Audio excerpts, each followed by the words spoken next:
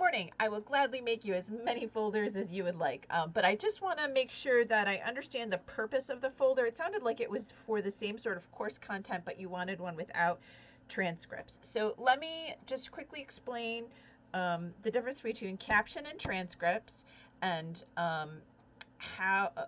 what we're required to do for any content that is shared in an academic course at the university, and then you can kind of decide from there.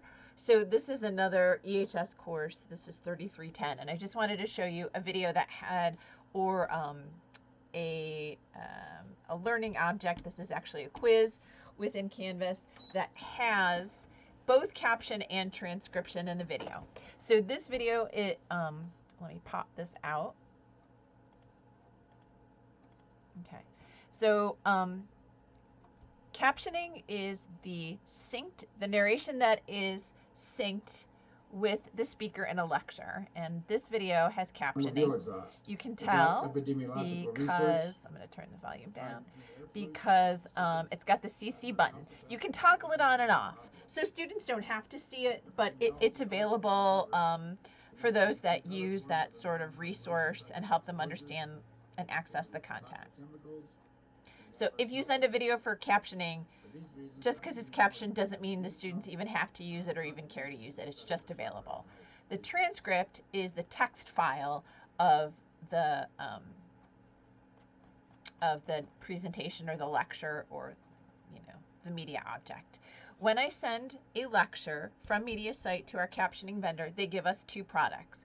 Those closed captions that automatically appear in the video when they're ready, that can be toggled on and off by the student. By default, they're off, so a student has to turn them on to watch them.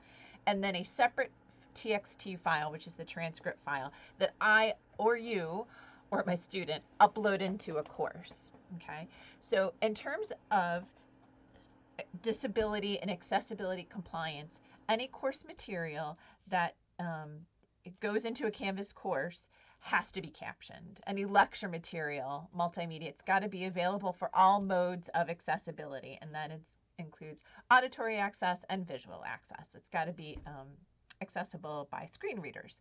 So we must have videos captioned. Again, the student doesn't have to turn it on. It just needs to be there for those that want to do it. So when you send me those recent videos for 5340, because I also have control of the folder, I just quickly sent them to the vendor to have them captioned automatically. The transcription part is another deliverable that the vendor creates when they create the captioning. This doesn't have to go into your course, and it actually has to be manually added into your course, although I highly recommend that it goes into your course, because again, you're hitting all modes of accessibility for any student that accesses the content. Yes. In the video, in the first folder that I created for you, that shared folder in Mediasite, the only way that those videos get captioned and transcription files created is if I send them to the vendor, which I did in one big batch.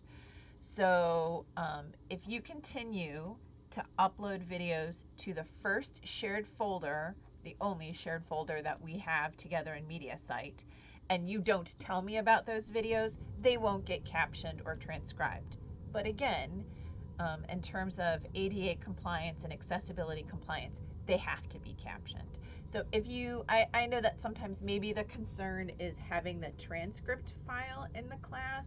Like I don't know if maybe that's kind of your concern, and I do understand that, but at a minimum they must be captioned. So that kind of has to happen. And then we can have a conversation about not putting the transcript files into your course. Not everyone does. Most of them do. Again, it's just best practice for accessibility, but not everyone does. But every single video in a Canvas course at the College of Public Health that I have my hands on is captioned. So again, I can make you as many videos as you want, or shared folders in Mediasite as you want, and we can add folks as needed. But your videos do have to be captioned. We can certainly talk about not adding the transcript file, or at least having them at the ready if you have a student that has a specific request. Let me know if that answers your question, and if that sort of helps clarify the use of folders in Mediasite and captioning and transcribing.